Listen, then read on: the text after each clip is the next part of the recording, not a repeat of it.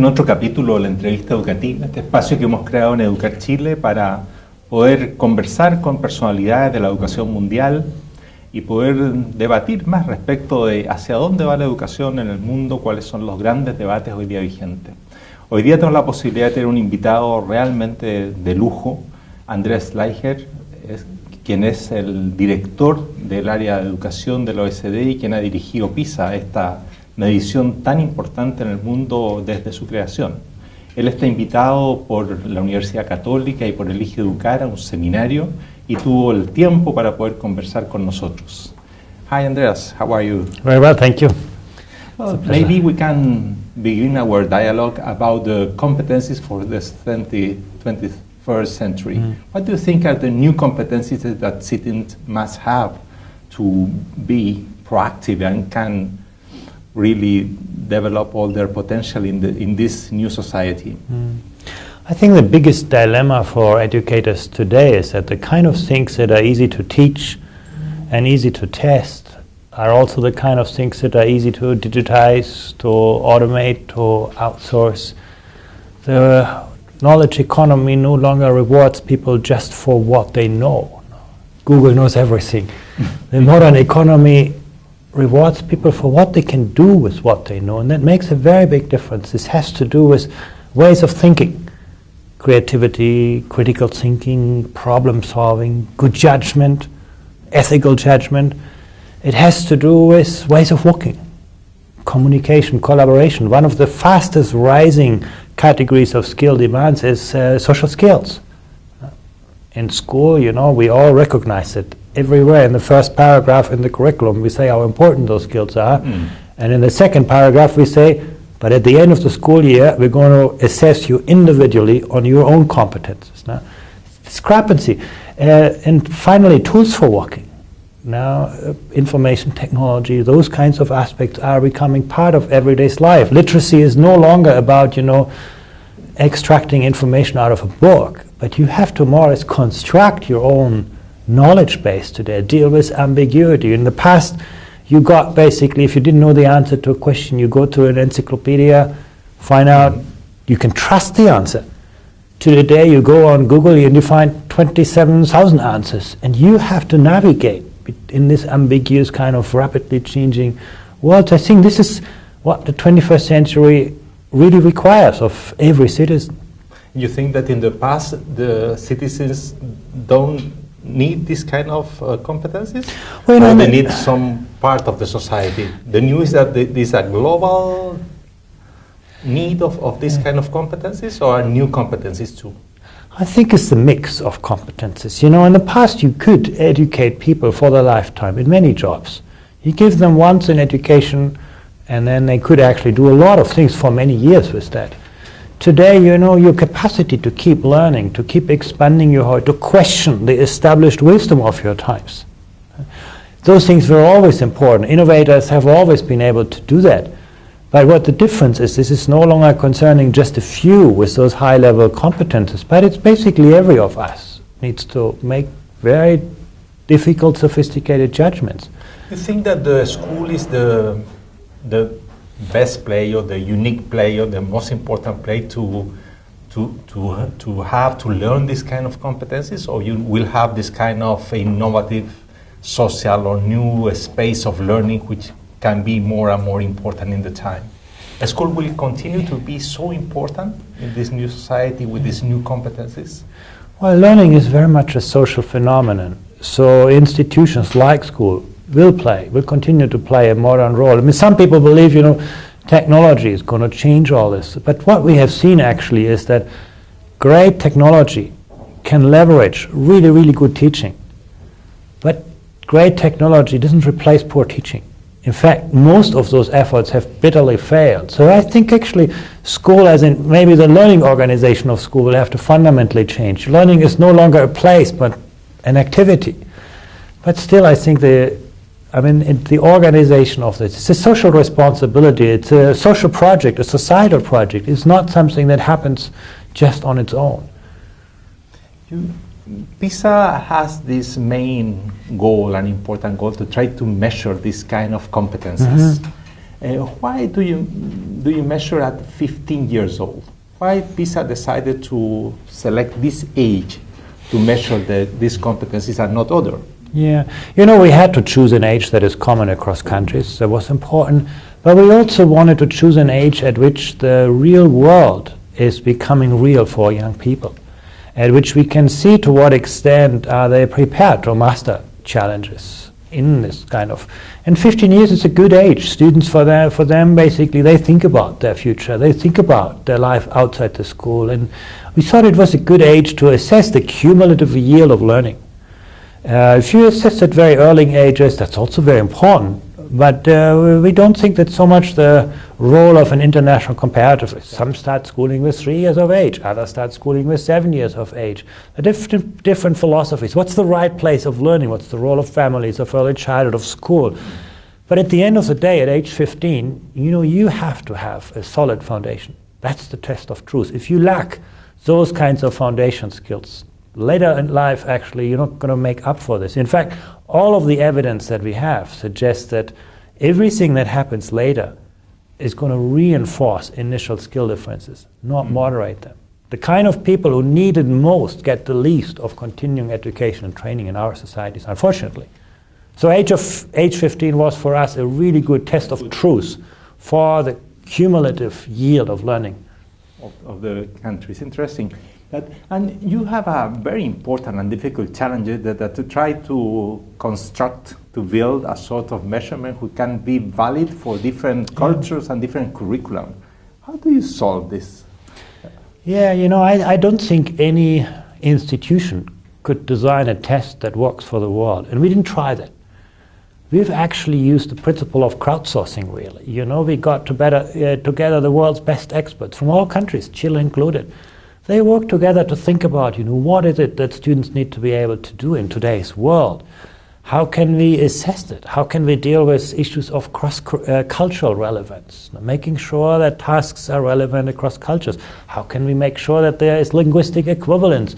But the idea is not for an institution to do that, but to keep people from around the world working on this. And that's been the secret of success, really, of this exercise. The price for this has been time. It takes us 5-10 years to build a really good PISA assessment. But the idea has been very important. I don't think we would have succeeded by having, hiring an institution to do that. You really need to have that kind of collaboration. And they're very, very important debates. You think of something like mathematics, and then everybody says mathematics is mathematics. But actually, mathematics is taught in very different ways. If you look to Chile, there's a strong focus on word problems. There's actually quite simple mathematics embedded in context. If you go to Shanghai, China, it's all about conceptual understanding. They don't worry whether students can sort of master a lot of routines or apply their knowledge. They want to make sure that students have grasped the concept of probability, change, relationship. They want to make sure that students understand the meta structure of cognitive discipline. So, even in a field that is very common to all of us, the philosophies vary a lot. And I actually think international assessments provide a fascinating tool to learn from our differences, to understand how we actually use schooling in different ways. And you arrived to, after 5 years, 10 years, to this incredible examination in which you can develop or try to measure all these different skills and competencies. One very common criticism about that is the aspect of the values and what do you think about that? Because some people say, well, PISA, okay, is an incredible test to measure competencies, but you have all these aspects of moral values, for example, which it seems to be out of PISA, and it's very important for the educational system to try to produce that in the new citizens. What do you think about that? Actually, PISA is evolving itself as well. We started out with the kind of thing relatively easy to quantify, mathematics, science, problem solving. Now we're working towards the assessment of social skills. 2015, for the first time, PISA is capturing that kind of dimension. In 2018, we want to look at something like global citizenship, the capacity of students to see the world through different lenses, different cultural paradigms, different kind of economic philosophies. Very important today that we all grow up with one set of beliefs and ideas and so on, but can we see the world through multiple lenses? So actually, it's very, very hard to quantify those things, but that's the idea of PISA, to evolve. When you move to an area like values, I mean, I would actually think the biggest danger would be in constructing a simplistic test of values. And basically, one of the philosophies that we have, this is an aspiration for PISA, but we will go into the field when we are confident that we can capture those constructs in a holistic way, not just isolated pieces of this. That means PISA is incomplete. That's a valid criticism. At the very same time, that should also not be exaggerated. The absence of mathematical competencies doesn't imply the presence of great values. In fact, great social skills today without foundational skills, you can run the mafia, but nobody's going to give you a job. So I think it's about the right combination. And I think we should recognize the limitations of PISA. And you are working on this expanding it, yeah. Expand that. And that's why it's important also not to overinterpret PISA results. We can't say if you're not doing well on PISA, nothing is going well. There could well be important elements that are not captured by the assessment, but they are very, very important. I mean, the relationship between the PISA scores and the life chances of people is frighteningly strong. I wish the relationship would be weaker, but we can actually see the kind of PISA competences almost directly translate into, employment, earnings, social outcomes. And for a country like Chile with huge social disparities in the outcomes, that's a real a challenge now.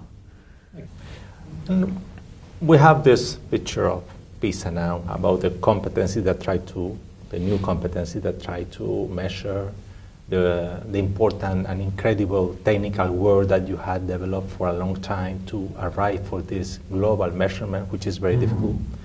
And now what are the results? What is the big result that you have? Because you have a sort of incredible, very important differences around the world. Well, the first thing that strikes you is just the dramatic performance differences of 15-year-olds around the world. These children have one thing in common. They have reached the age of 15. And their life chances, because of differences in skills, are hugely different. And in Chile, you have the added challenge that much of those differences are driven by social context. The zip code more or less determines where you're going to end up in school, where you're going to end up in life. So actually, and the education system seems to almost reinforce those kinds of social disparities. You go to East Asia, you can see how children from all social economic backgrounds often deliver very, very strong performance. I mean, the fact that the 10% poorest children in Shanghai, who live in terrible conditions, basically outperform even the 10% of the most privileged children in Chile, shows us what's possible. I think the one thing that you can see really from PISA is there's enormous room for improvement for most countries in Latin America. I can say, when you look at this over time, Chile is a country that has seen improvements.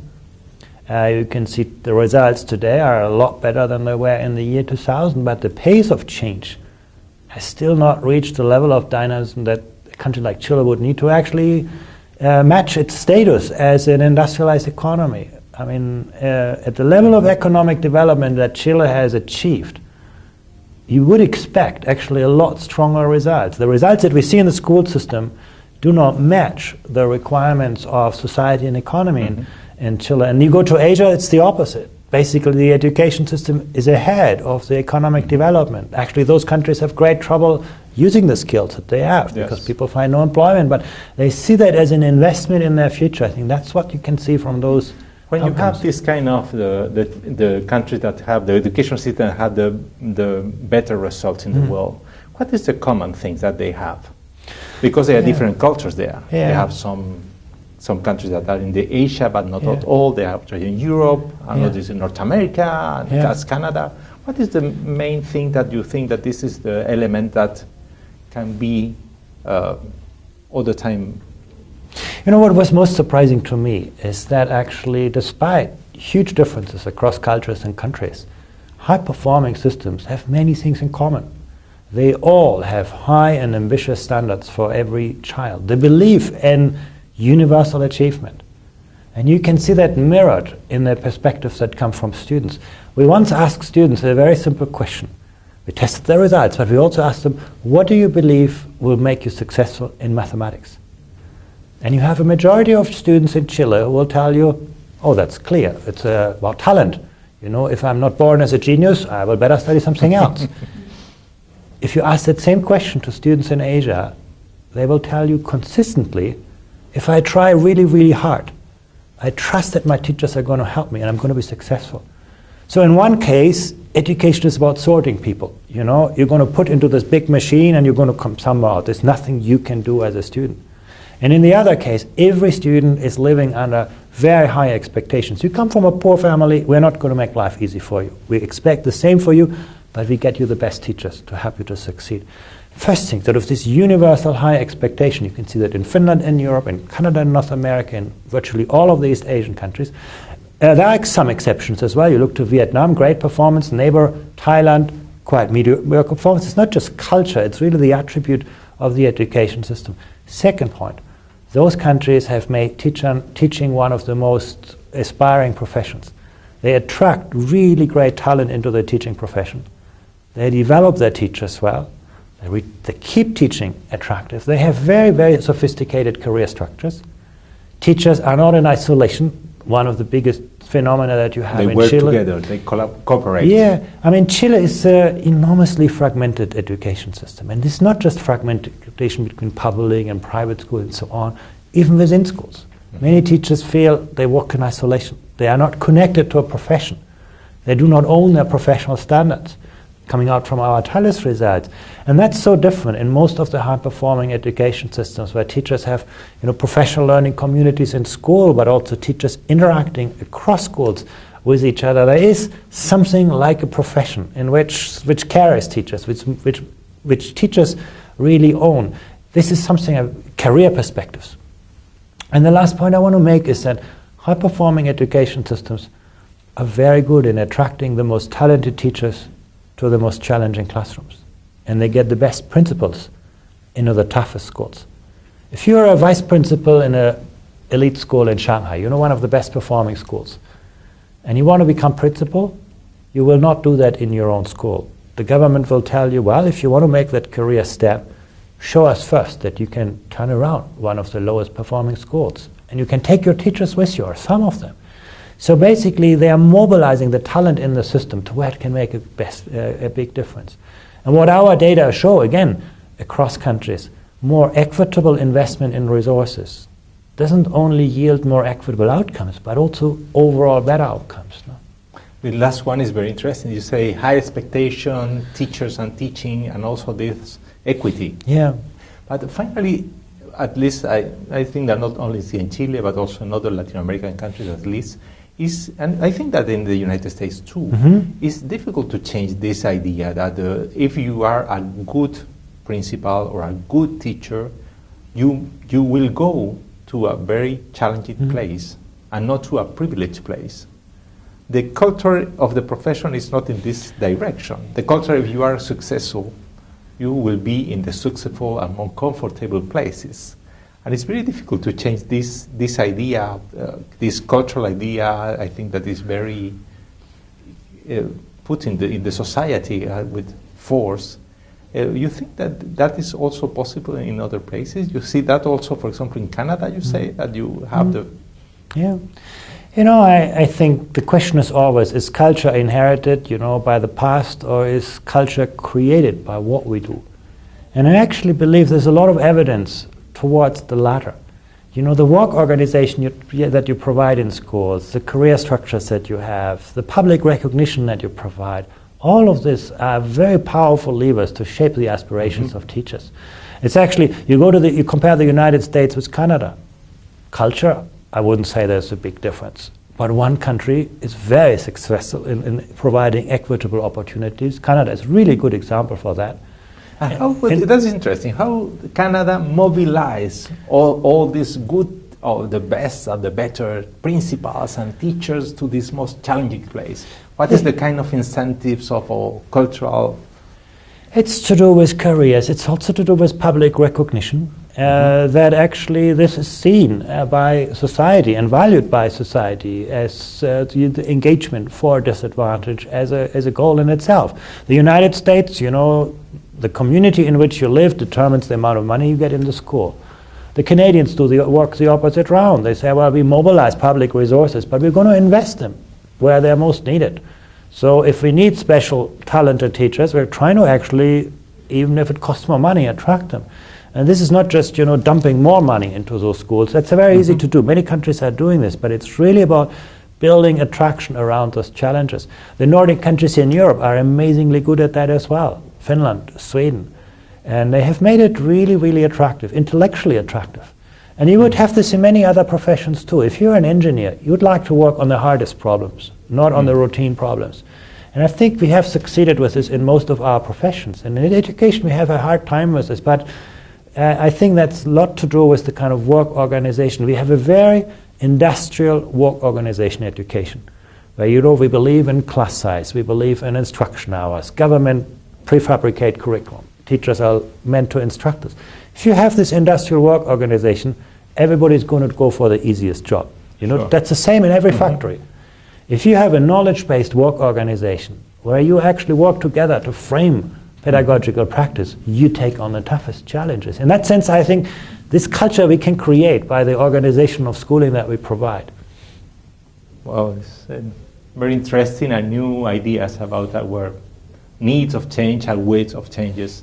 We are right to the end of this Entrevista Educativa, and as usual, we have one last question to Andreas Schleicher. And the question is, if you need to give only one advice for our Chilean educational system, what will be your advice? I think Chile has great strengths. I think Chile has many strong schools, public schools, private schools, and I think that is a big asset that Chile has. What Chile really lacks is a strong public system around this. Sort of much of the debate has been public versus private and so on. And I really think, you know, there are many countries that have very successful public and private schools, but they typically build a very strong system around it, a shared notion of what good education really is that extends to every school, whoever runs it. A shared notion of how we develop the profession. Collaboration among schools that extends to public and private schools, not firewalling them. I think really building a really strong public education system could help Chile to leverage much of the talent that is now spread around, but not sort of put it the other way around. You know, the best minister of education can no longer solve the problems of, you know, 10,000s of schools, 100,000s of teachers, millions of students. It just doesn't work in our age anymore. If you can actually mobilize the talent of your teaching force, of your principals, you can change everything in education. I think building that kind of strong public system around, I think, is the one thing that Chile really misses. Well, thank you, Andreas. Bueno, y a ustedes los dejamos invitados para que sigan viendo otros capítulos de la entrevista educativa que están disponibles en el portal Educarchile.